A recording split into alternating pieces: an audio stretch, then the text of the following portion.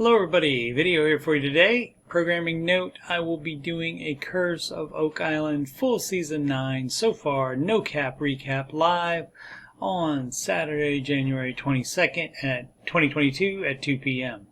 Eastern Time. I'm hoping to interact with other Oak Island / history nerds to see what questions and theories you might have. I'll start with a brief history of the discovery of the money pit and some of the major discoveries over the 225 plus year history of the treasure search. Beyond Oak Island is a show in which the History Channel and Rick and Marty Lagina get involved with other treasure mysteries. This is the No Cap recap of the January 11th, 2022, Season 2, Episode 2 of the Beyond Oak Island episode called Riverboat Riches. If you missed any of my recaps of the Curse of Oak Island or Beyond Oak Island, there's a link to the playlist in the upper right. Let's get into it. Marty Lagina and Maddie Blake travel to Kansas City, Missouri in search of those riverboat riches. Rick Lagina must have been busy with Oak Island or life. When the United States made the Louisiana Purchase from France in 1803 for $15 million, the nation nearly doubled in size.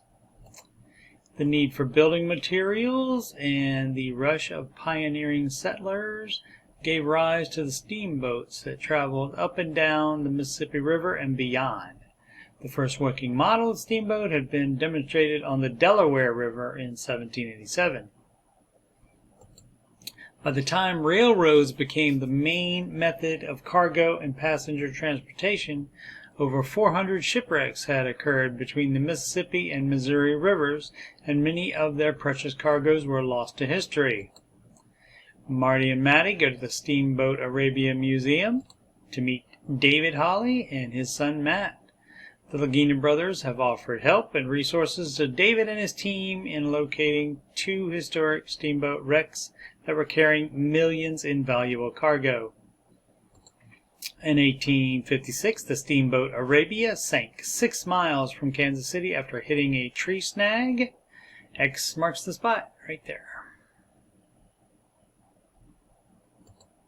In 1988, just 132 years later, the Missouri River had moved this much, and the steamboat was now in a cornfield. David used a magnetometer to locate the wreck, and then he drilled boreholes to find the sides, front, and back of the boat.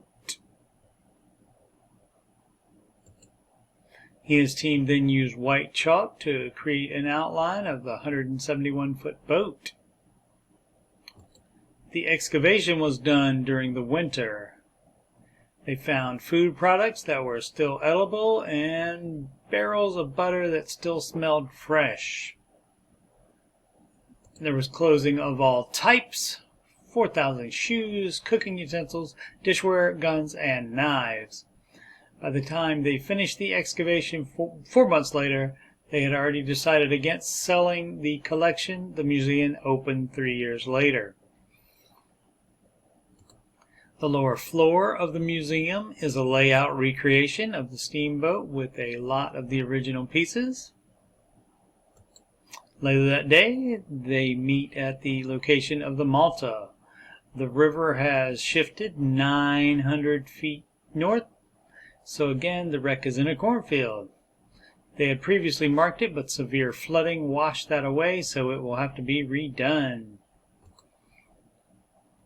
Marty asks David if he's pretty sure that the boat is there, and David tells him they know the boat is there.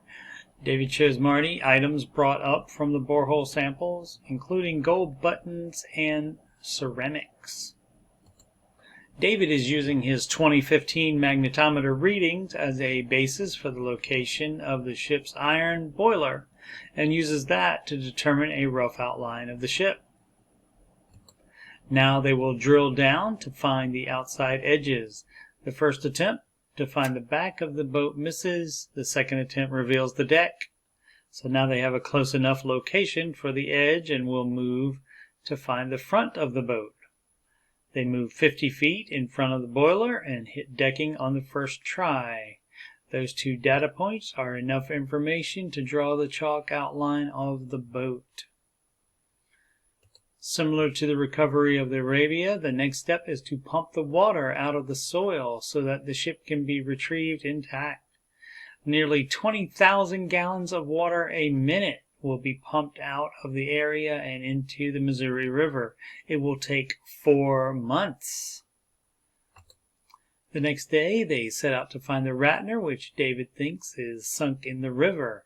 He has magnetometered the shorelines and found nothing. The Ratner was transporting military supplies and gold coins for soldiers' wages 280 miles from St. Louis to Fort Leavenworth in Kansas. The magnetometer gets a very high reading, which should be the boiler of the ship. Being in the soil under the water with the fast current and constant tree limbs floating down the river, this would be a much more difficult process going forward.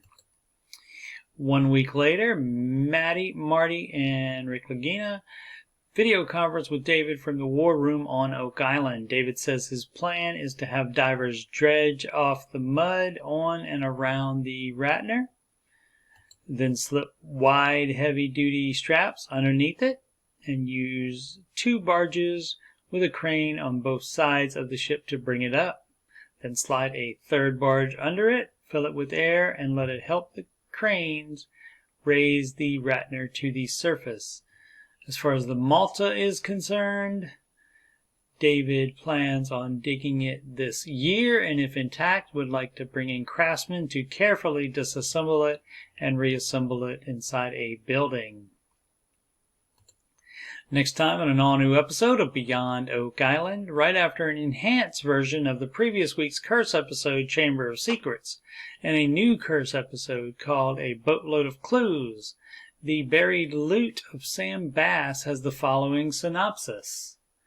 The Laginas and Maddie Blake help treasure hunters Donna McCauley and Gypsy Jules search 2 hideouts in Mineral Springs, Texas, where the legendary outlaw Sam Bass is believed to have stashed more than $1 million in stolen gold.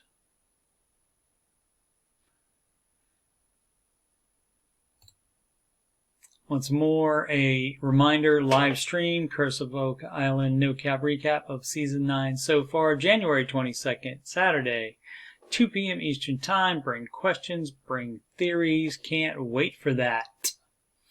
I'll be back next week to recap the new Beyond Oak Island episode, and a link to it will be in the upper right in this video once I upload it. Thanks so much for watching.